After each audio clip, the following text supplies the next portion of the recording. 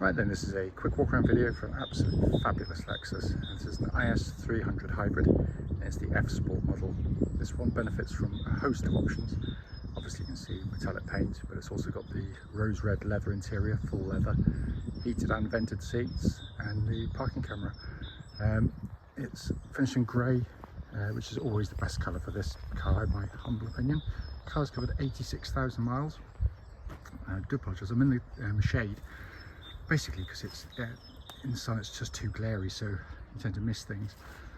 But a really nice car. You know, it's 10 years old, a few miles, but it's done it rather well. Alloys look really good. Come down the near side first.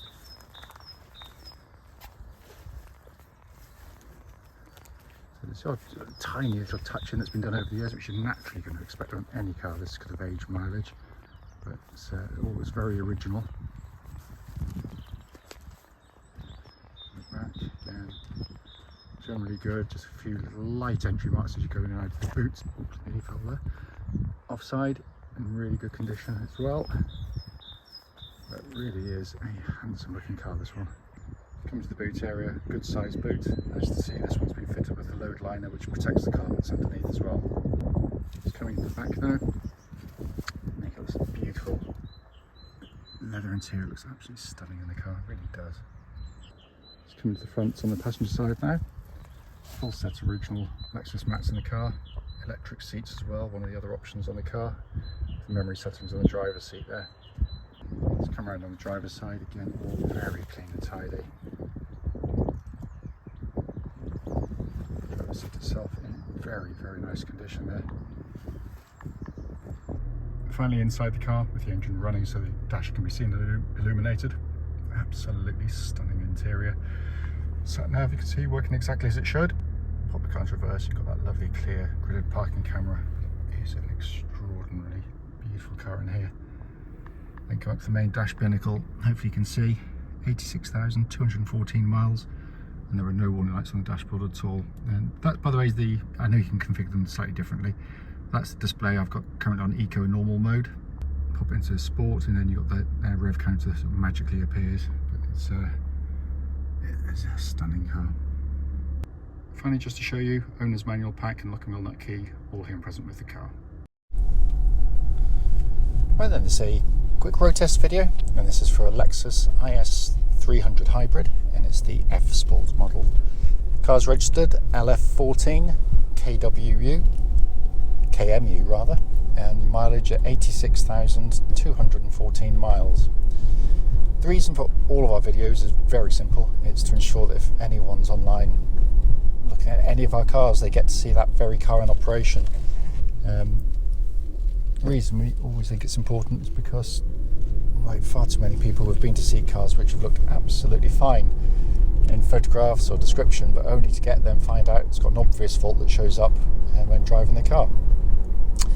We also do it on these lovely quiet country roads in this beautiful part of Gloucestershire, and this actually forms part of the road test route, so the hope is, of course, it'll be representative of what you'd feel yourself if you went on a test drive in the car. So coming to the car, you know, straight away openly admit I'm massively biased. I adore these cars, but that's not the point. It's not here to say whether I like or don't like the car, it's to pick up on any issues.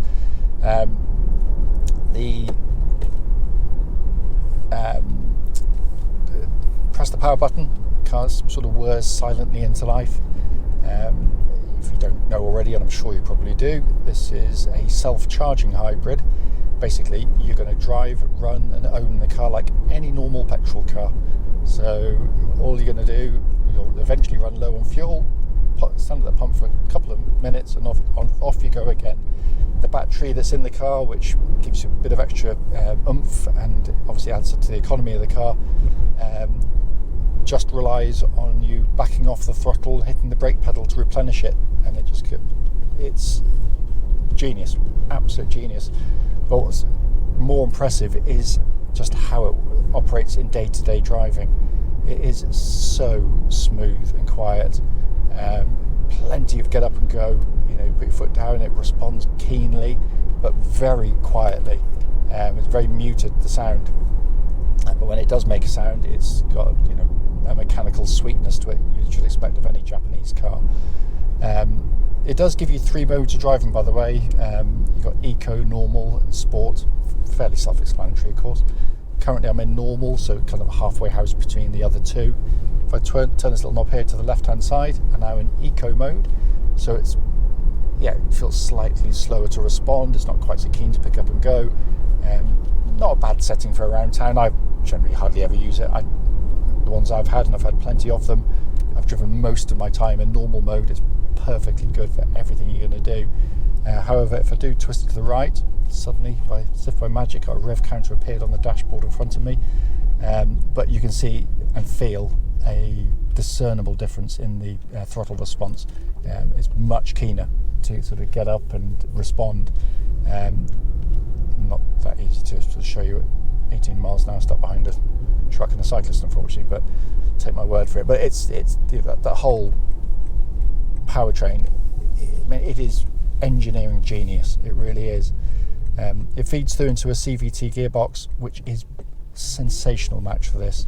Classic example of why it's so good is now come to a stop, utterly silent, pull away. There's no clunk, there's no engagement, there's no even the slightest one now really irritates me, having driven these. I get in conventional cars and they just feel slightly more ponderous. They can't work out what gear to be in, particularly sort of when you get down below to 10 miles an hour.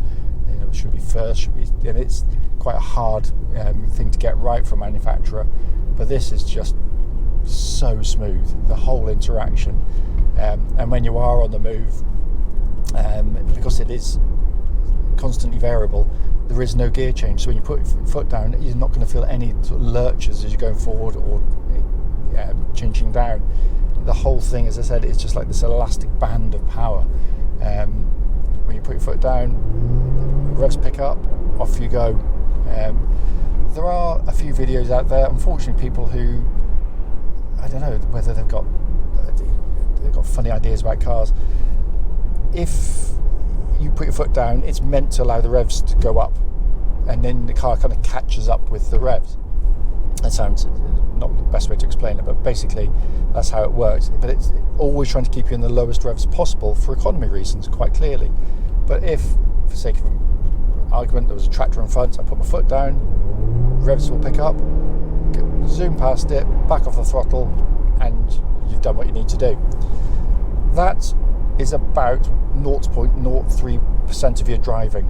It really is, because most of the time you're just driving like I am now, just following traffic, smooth throttle inputs, where it is infinitely better than any conventional gearbox in my experience. Unfortunately, some road testers seem to think that they just want to show that, and that's all these things are about. It's not. It's so much more to this car, and the pluses outweigh that sort of moment. And even then, it doesn't. It's kind of annoy in any way. It's just it's a different thing. Acoustically, we're used to hearing revs drop when you accelerate. So I'll do it again now. Just let the thing rev, accelerate, and back off, and that's it. That's all. But it just hasn't got that up and down sound from a gear change. But it's superb, and obviously the gearbox works exactly as it should. You can use this as a stepped gearbox, by the way, just using the flappy paddles or the gear lever if you want to do a kind of a software-induced gear change as such. I see absolutely no reason in doing that. I've never used it myself. So coming to the steering and chassis, steering tracks dead straight. There's no vibrations at this speed or any speed up the legal limit.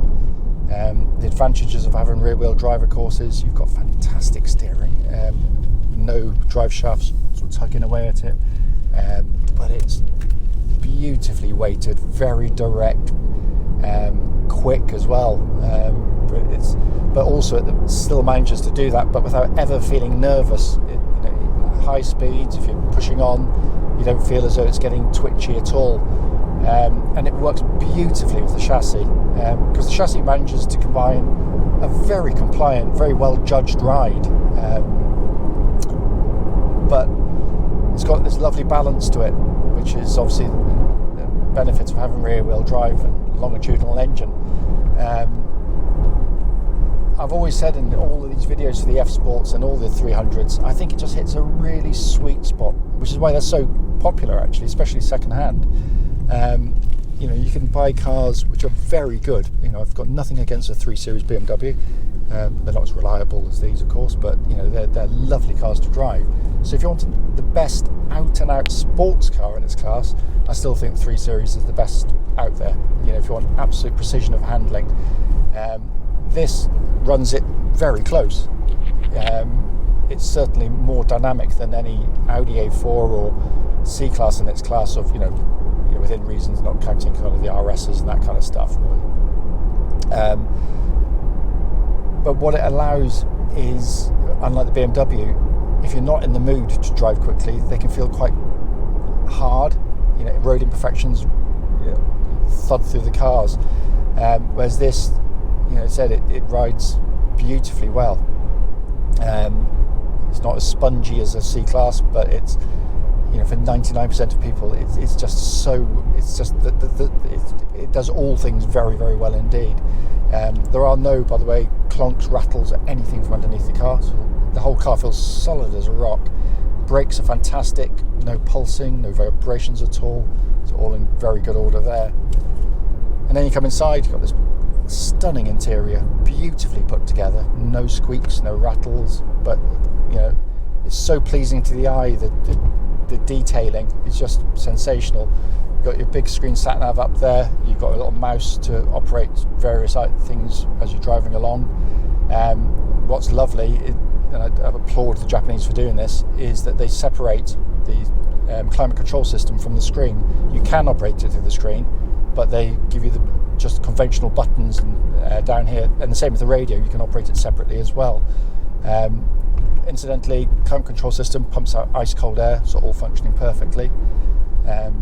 This one's a big spec car. You've got heated and vented seats, all working exactly as they should. And very, very good seats, very supportive, yet very, very comfortable. It's one of the best motorway cars I've ever driven, I have to say. Very quiet on the move, but just sits so comfortably at all speeds. And then in front of me, again, it's just so different to your eyes, but it works beautifully. It's quite minimalist in terms of the information it imparts. You've got a little button here. If I press that, it slides across and gives you more information. And the sound it makes, which I can't get you listen to now, but if ever you've watched Star Trek from many years ago with Captain James T. Kirk, the sound of the doors opening and shutting on the Enterprise, is that sound that's lovely. It's really satisfying. And then it's a lovely leather-bound steering wheel. I can't fault it. Drives absolutely beautifully.